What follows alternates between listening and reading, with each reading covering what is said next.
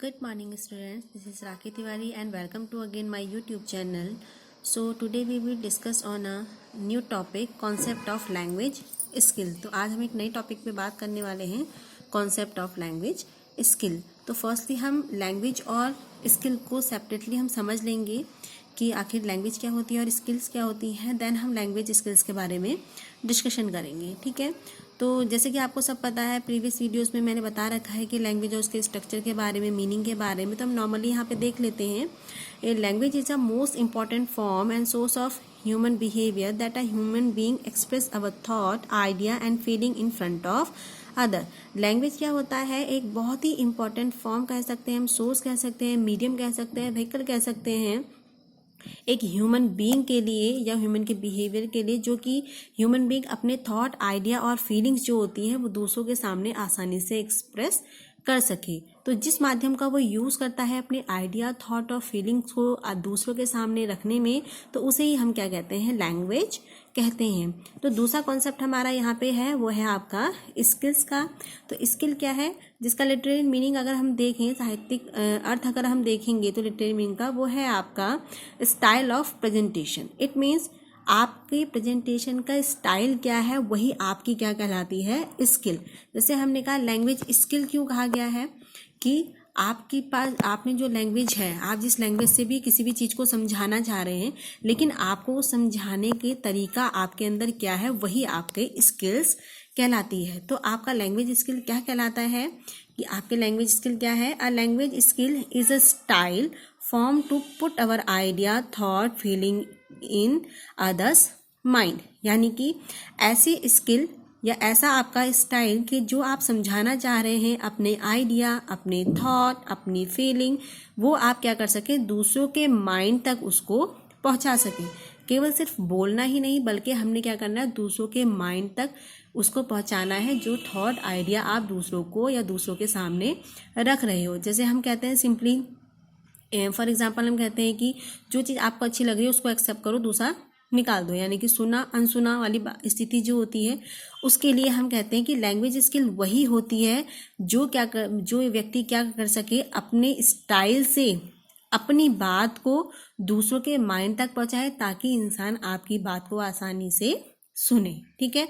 तो वही आपकी लैंग्वेज स्किल कहलाती है. ठीक है. स्किल्स का मतलब क्या हो गया? आपका स्टाइल ऑफ प्रेजेंटेशन, कि आपके अंदर क्या स्टाइल है, किस तरीके से आप क्या करते हो, उस पर्टिकुलर टॉपिक को, अपनी आइडिया को, अपनी फीलिंग को, अपनी डिज़ायर्स को दूसरों के सामने किस तरीके से प्रेजेंट कर रहे हैं, वही आपकी लैंग्वेज स्किल्स कहलाती है. ठीक है. अब आगे हम देख लेते हैं, जिसमें बात करते हैं हम कैरेक्टरिस्टिक्स ऑफ लैंग्वेज स्किल्स की. ठीक है. तो सबसे पहली बात, ये जो होता है आपका, इट इज़ बिहेवियरल फॉर्म. यानी कि ये आपका क्या है? बिहेवियरल फॉर्म होता है, ना ही आपका थ्योरेटिकल हम कह सकते हैं सिंपल वही नहीं है, बल्कि आपका क्या है? बिहेवियरल फॉर्म है, क्योंकि इसी के अकॉर्डिंग आपका बिहेवियर पता चलता है. जैसे कि हम कहते हैं कोई एक बात को एक टीचर समझा रहा है, वही बात को दूसरा टीचर समझा रहा है, लेकिन आपको पहले टीचर की बात नहीं समझ में आई, लेकिन दूसरे टीचर की बात वो समझ में आ गई. तो यानी कि वो उसका स्टाइल है, वो उसके बिहेवियरल पॉइंट है कि आपको वो आसानी से समझा पा रहा है या आप तक अपनी बात को आपके माइंड तक पहुंचा रहा है. ठीक है.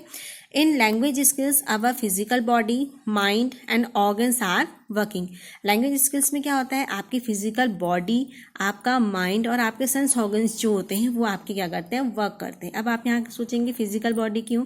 क्योंकि जब भी कोई चीज़ समझाई जाती है तो हमारा मूवमेंट होता है, हैंड मूवमेंट, बॉडी मूवमेंट, तो वह आपकी फिजिकल बॉडी के अंदर आएगा. माइंड, यानी कि एक लाइन है आपके पास, उस एक लाइन को आपने क्या करना है? इतनी अच्छी तरीके से समझाना है. यानी कि आपकी मेंटल डेवलपमेंट की यहाँ बात की गई है कि आपका माइंड भी क्या करता है? उस टाइम वर्किंग करता है. आप इतने अच्छी तरीके से समझा पाते हैं कि दूसरों तक आपकी बात आसानी से पहुँच जाती है. तीसरी बात आपकी ऑर्गन्स. ठीक, ऑर्गन्स की बात की गई है, यानी कि आपके ईयर्स, आइज़, आपकी जो ऑर्गन्स हैं, ये सब क्या है? वर्क करेंगे, बहुत अच्छा वर्किंग उसमें होंगे, तो आपको वो हर चीज़ आसानी से समझ में आएगी. ठीक है. नेक्स्ट है आपका language skill is a main source of communication.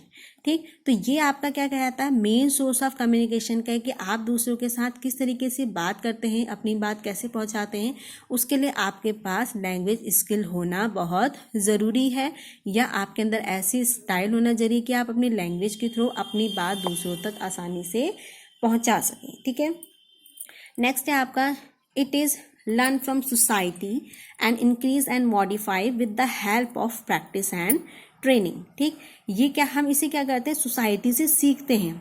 ठीक, रेसिटेशन जो हमारा अनुकरण की प्रक्रिया होती है उसके द्वारा हम लैंग्वेज को सीखते हैं, लेकिन वो हमारा इंक्रीज या हम कह सकते हैं मॉडिफाई या हम कह सकते हैं डेवलप कहाँ होता है, जब हम उसकी क्या करेंगे, प्रैक्टिस करेंगे और ट्रेनिंग लेंगे। यानी कि हम क्या करेंगे, जैसे नॉर्मल हम कहें कि बच्चा क्या है हमारे सोसाइटी में क्या चीज़ें सीख रहा है कि मुझे ये चीज़ करनी है, दूसरों से आदर से बात करनी है, दूसरों से हमें अच्छे से बोलना है, ये चीज़ करनी है, या कोई भी बात आप तक पहुंचाता है। लेकिन उसको डेवलपमेंट कैसे होता है, जब हम बच्चे को वहाँ क्या है प्रॉपर प्रैक्टिस कराएंगे कि आप किस तरीके से बात करते हैं, प्रॉपर उसको ट्रेनिंग देंगे, उसके अंदर स्किल्स को डेवलप करेंगे कि आपने किससे किस तरीके से बात करनी है। ठीक है, नेक्स्ट आता है आपका its main objective to develop understanding level.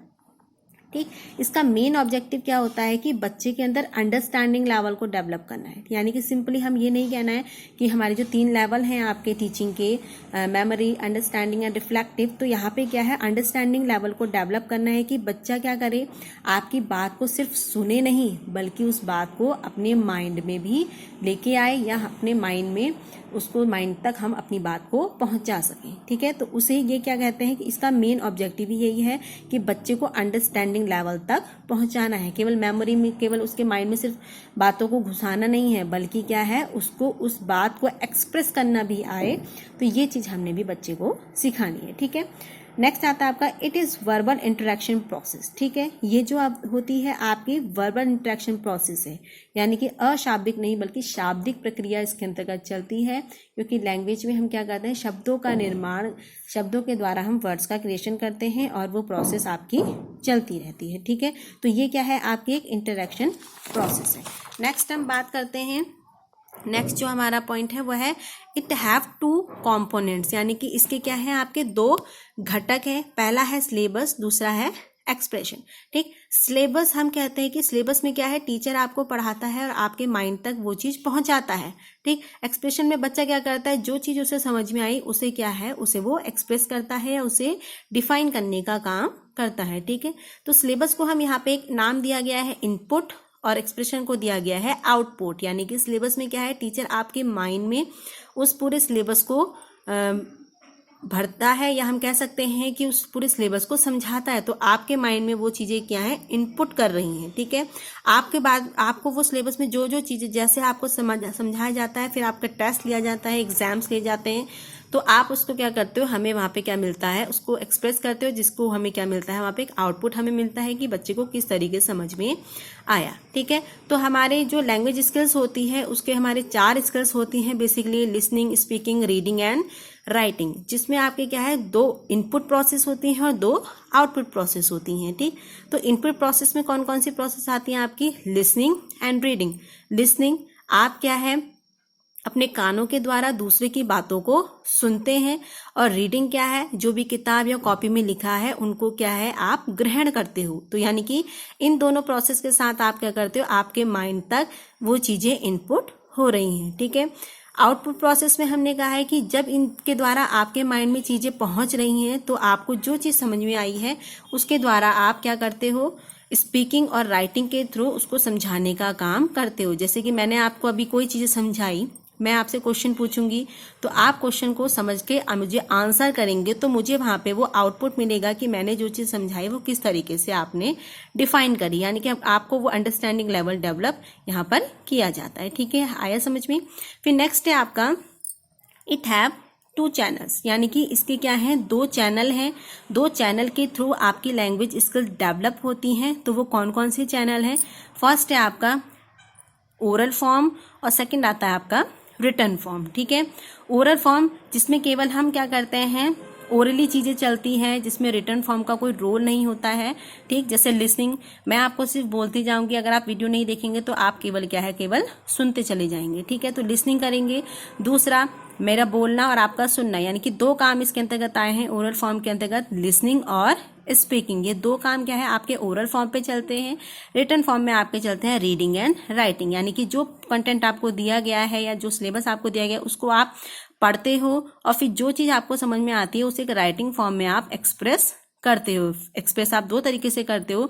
तो राइटिंग फॉर्म में रिटन फॉर्म हो जाएगा, रिटन फॉर्म के अकॉर्डिंग आप राइटिंग और रीडिंग करोगे। ओरल फॉर्म के अकॉर्डिंग बच्चा क्या करता है, लैंग्वेज जो स्किल होती हैं लिसनिंग और स्पीकिंग करता है। ठीक है, तो हमने आज जो कंटेंट पढ़ा है वो कंटेंट हमारा है कॉन्सेप्ट ऑफ लैंग्वेज स्किल, जिसमें हमने सेपरेटली समझा आपका लैंग्वेज और स्किल क्या होता है। स्किल सिंपली आपका क्या है, स्टाइल ऑफ प्रेजेंटेशन, कि आप उस पर्टिकुलर कंटेंट को किस स्टाइल से प्रेजेंट करते हैं कि बच्चे के वो माइंड में वो चीज़ समझ में आ जाए और उसके अंदर अंडरस्टैंडिंग लेवल डेवलप हो सके। ठीक है, तो हमने बच्चे के माइंड तक वो चीज़ पहुंचानी है। उसके बाद हमने बात करी उसके कैरेक्टरिस्टिक्स की, जिसमें हमने देखा कि इसके दो चैनल हैं और दो कंपोनेंट है। दो आपके क्या है, रिटन फॉर्म में आते हैं, दो आपके ओरल फॉर्म में आते हैं, और दो आपके क्या हैं, हम कह सकते हैं कि इनपुट प्रोसेस के अकॉर्डिंग आपके अंदर इनपुट किए जाते हैं जो लैंग्वेज स्किल्स हैं, और दो आप उन इनपुट में आप जो अंडरस्टैंडिंग लेवल डेवलप हुई है उसके अकॉर्डिंग आप उसे एक्सप्रेस करते हो। सो अगर आपको मेरी वीडियो पसंद आई हो और कंटेंट समझ में आया हो तो प्लीज़ लाइक बटन क्लिक कीजिएगा, मेरे चैनल को सब्सक्राइब कीजिए और बेल आइकन भी दबाइए ताकि आपको न्यू नोटिफिकेशन इस तरीके से मिल सके, और अपने दोस्तों के साथ इसे ज़रूर शेयर कीजिएगा। चलिए, थैंक यू सो मच।